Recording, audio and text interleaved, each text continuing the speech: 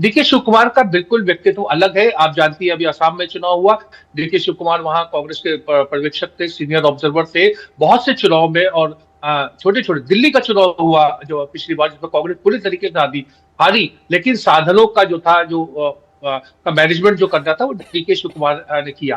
तो डीके शिव कुमार को आप बिल्कुल सही कह रही है, प्रियंका गांधी को विश्वास पास रहे। और प्रियंका गांधी पूरा जो जब वो जेल में थे भ्रष्टाचार के मामले में, तो सोनिया गांधी उनको जेल में उनसे मिलने गई। ये भी एक अनूठी चीज थी, क्योंकि सोनिया गांधी ऐसा किसी के प्रति इस तरह की सहानुभूति नहीं दिखाती है। तो ये तमाम चीजें हैं जो डीके के फेवर में जाती है। मुझे लगता है सिद्धारमैया का इस समय कोई बहुत ज्यादा बार्गेनिंग पावर नहीं है। जो उनको मिल जाए वही काफी है, वही उनके लिए बहुत महत्वपूर्ण है, क्योंकि दिल्ली दरबार में उनका कोई लॉबी नहीं है, उनका कोई प्रेशर नहीं है। गुडविल जरूर थी, 2.5 साल का समझौता था, राहुल गांधी ने उन पर कृपा करके 6 महीने का एक्सटेंशन दिया, इसीलिए वो इतने कृतज्ञ है, इसीलिए वो कोई ड्रामा नहीं कर रहे।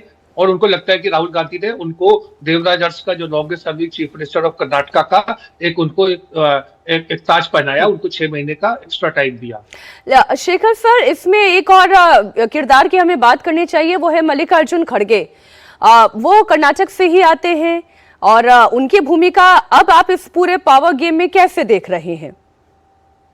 देखिए, मल्लिकार्जुन खड़गे, उनके बेटे प्रियांक खड़गे, वो तो अभी मंत्रिमंडल में है, मंत्री हैं।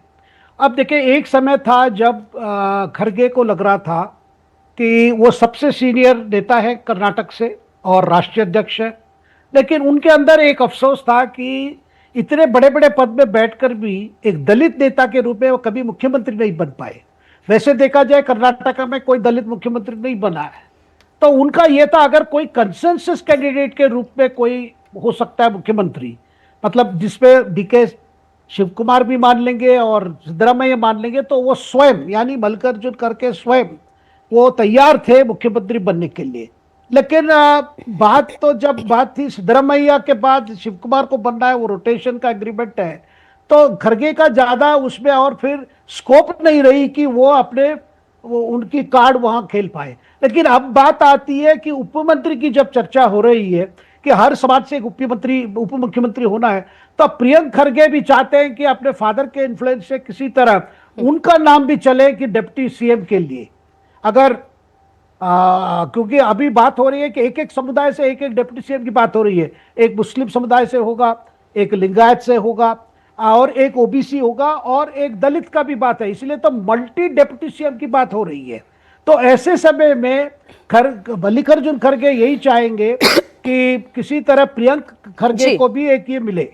और प्रियंक खड़गे बहुत, आपने अभी सर दलित रिप्रेजेंटेशन की बात की, इस पर बीजेपी सांसद निशिकांत दुबे ने कैसे जायब किया है वो मैं जरा दर्शकों के सामने रखना चाहती हूँ। उन्होंने कहा, कांग्रेस पार्टी के 4 मुख्यमंत्री हैं, कर्नाटक में डीके शिव कुमार जी, तेलंगाना में रेवंत रेड्डी जी, हिमाचल में सुखू जी और केरल में सतीशन जी।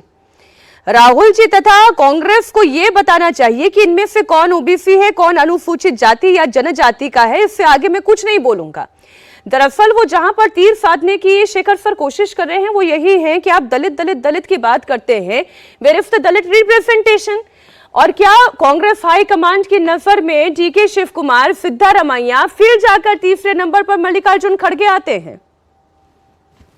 देखिए, मल्लिकार्जुन खड़गे का मतलब कोई ज्यादा ये नहीं है, मतलब जो कहते हैं ना, उनके गांधी परिवार के लिए एक यूजफुल ये रहे हैं और इसलिए उनका हमेशा, जितने लोग उनको करीब जानते हैं, जिनसे ये बात करते हैं, वो हमेशा कहते हैं भाई मैं तो नाम के वास्ते कांग्रेस प्रेसिडेंट हूं, कौन मुझसे पूछ रहा है। वैसे उस पद में वो कभी खुश नहीं थे, ना अभी हैं, लेकिन उनको लगता है कि सारा डिसीजन तो राहुल गांधी लेते हैं।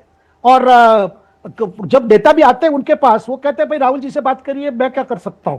तो कर्नाटका मामले में सबकी बात सुने, सबकी ये किए। और इस बार भी देखिए, राहुल आपने एक बात कही जो ओबीसी की बात, अगर सिद्धरामैया अभी ये रोटेशन एग्रीमेंट के बावजूद अगर इतना तक खींच पाए, उसका बड़ा कारण यही था क्योंकि राहुल गांधी जी को भी ये सलाह दी गई कि आप देखिए, जब आप ओबीसी कार्ड प्ले कर रहे हैं, ओबीसी पॉलिटिक्स की बात कर रहे हैं, तो सिद्धरामैया सबसे बड़ा चेहरा है, ओबीसी चेहरा। और ये आइंदा फॉर्मूला ही कर्नाटक में कांग्रेस को बहुत सफलता दी है, तो इसको आप डिस्टर्ब ना करिए।